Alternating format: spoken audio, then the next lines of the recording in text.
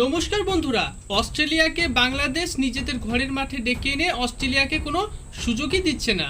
বাংলাদেশ দল এখন দুর্দান্ত ফর্মে রয়েছে, অসাধারণ পারফরমেন্স করছে। হাতে গোনা কয়েকজন ছাড়া প্রত্যেকেই দুর্দান্ত পারফরমেন্স দিচ্ছে। প্রথম ওডিআই ম্যাচে বাংলাদেশ কোনো সুযোগই দেয়নি অস্ট্রেলিয়াকে।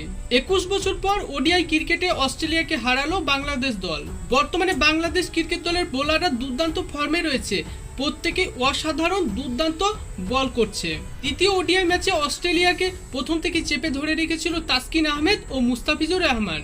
বাংলাদেশ নিজেদের কন্ডিশনে খেলিয়ে 2 ওভারে 0 রান দিয়ে গুরুত্বপূর্ণ 3টি উইকেট তুলে নেয়।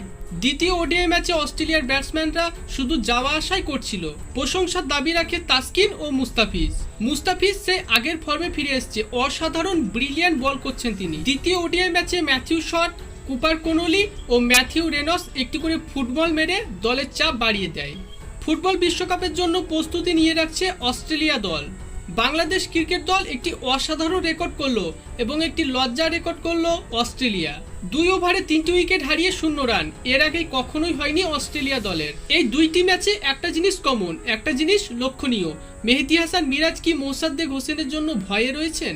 বহুদিন পর অস্ট্রেলিয়ার বিপক্ষে ওডিআই সিরিজের সুযোগ পান মোসাদ্দেক হোসেন এবং সুযোগ পেতে অসাধারণ দুর্দান্ত পারফরমেন্স করেছেন ব্যাট হাতে ও বল হাতে। দ্বিতীয় ওডিআই ম্যাচে মেহেদী হাসান মিরাজ মোসাদ্দেক হোসেনকে সঠিক সময় বল দেয়নি, এটা কি আপনার মনে হয়? তো কমেন্ট অবশ্যই জানাবেন। ধন্যবাদ।